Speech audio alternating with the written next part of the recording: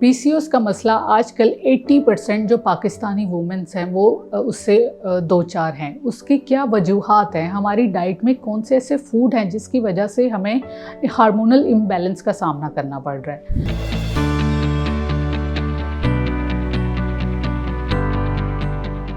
अस्सलाम वालेकुम, my name is Sadia Fatima, I am clinical nutritionist and dietitian.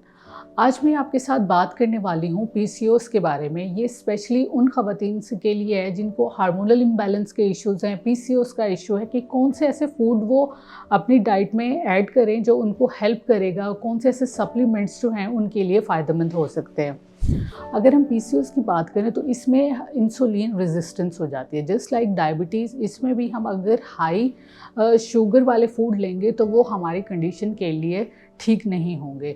तो आप ऐसे फूड का इस्तेमाल करें जिसमें फ़ाइबर बहुत अच्छी मिकदार में हो और शुगर लेवल बहुत कम हो। मसलन आप फ्रूट्स और वेजिटेबल्स का इस्तेमाल करें, लेकिन बहुत ज़्यादा ओवरलोड ऑफ़ कार्बोहाइड्रेट्स ना करें। रोटी भी आप होल ग्रेन आटे का इस्तेमाल करें, मैदे वाली रोटी का इस्तेमाल ना करें, क्योंकि वो शुगर लेवल आपका एकदम से स्पाइक कर देते हैं और इंसुलिन रेजिस्टेंस होने की वजह हार्मोनल इंसुलिन, क्योंकि ऑलरेडी एक हार्मोन होता है, जब वो हार्मोन डिस्टर्ब होता है तो ऑलरेडी बाकी हार्मोन भी डिस्टर्ब हो जाते हैं।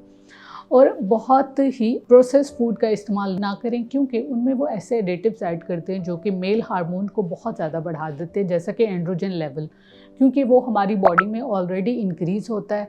वो हमारे डोपामिन लेवल को एक्टिवेट कर देता है, जिसकी वजह से प्रोलैक्टिन लेवल भी डिस्टर्ब हो जाता है और हमारी जो ओवरीज हैं उसमें सिस्ट बनना शुरू हो जाती है और बहुत ज़्यादा पॉलीसिस्टिक होने की वजह से इरेगुलर पीरियड्स होना शुरू हो जाते हैं और मेंस्ट्रुअल डिस्टर्बेंस होना शुरू हो जाती है।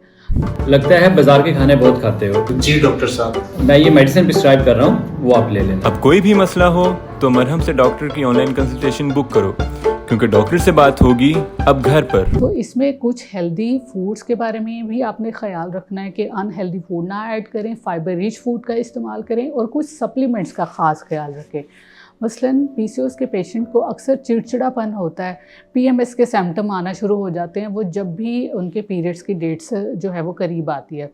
तो उसके लिए आप लाजमी तौर पे अपनी डाइट में आयरन रिच फूड का इस्तेमाल करें और कैल्शियम लेवल मेंटेन लाजमी रखें, क्योंकि कैल्शियम लेवल आपकी हड्डियों के लिए भी बहुत इंपॉर्टेंट है और पीसीओएस में होने वाले क्रैम्प्स को भी दूर करने में हेल्प करता है। दूसरा, आयरन लेवल, अपना हीमोग्लोबिन लेवल मेंटेन रखें, क्योंकि हीमोग्लोबिन लेवल मेंटेन होगा तो ही आपके पीसीओएस के जो सिम्टम्स है उसको ओवरकम करने में हेल्प करेगा, क्योंकि बहुत ज़्यादा हार्मोनल इम्बैलेंस होने की वजह से शॉर्टनेस ऑफ ब्रेथ और सांस जो है वो तंग होने के मसाइल भी जो फीमेल को हैं वो उससे सामना करना पड़ता है।